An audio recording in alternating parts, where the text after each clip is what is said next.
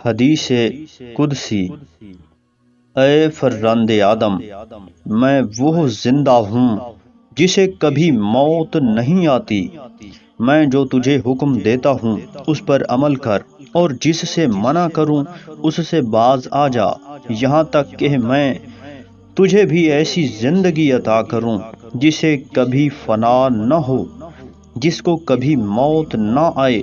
اے فرزند آدم، میں وہ بادشاہ ہوں جس کی شاہی کبھی ضائع نہیں ہوتی۔ جس چیز کو بھی کہوں کہ کن تو وہ ہو جاتی ہے۔ پس میرے اوامر کی اطاعت کر اور میرے نواہی سے باز آ جا، یہاں تک کہ میں تجھے اس طرح کی طاقت دے دوں کہ تو بھی کہے کن اور وہ چیز ہو جائے۔ اے فرزند آدم، جب تیری گفتگو تو بڑی خوبصورت ہو مگر تیرا عمل کبھی ہو تو سمجھ لے تو منافقوں کا سردار ہے۔ اگر تیرا ظاہری کردار بڑا خوبصورت مگر باطن کبھی ہو تو سمجھ لے کہ تو سب سے زیادہ ہلاک ہونے والوں میں سے ہے۔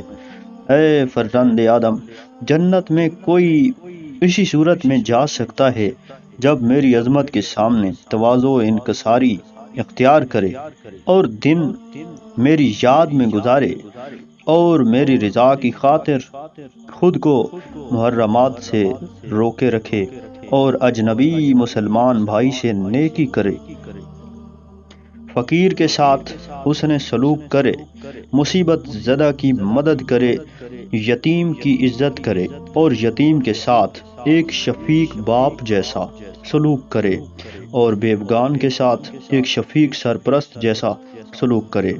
جس شخص میں یہ صفات ہوں تو میں اس کے لیے اس طرح ہو جاؤں گا کہ جب وہ مجھے پکارے گا تو میں لبیک کہوں گا، اور جب مجھ سے سوال کرے گا تو میں اسے عطا کروں گا۔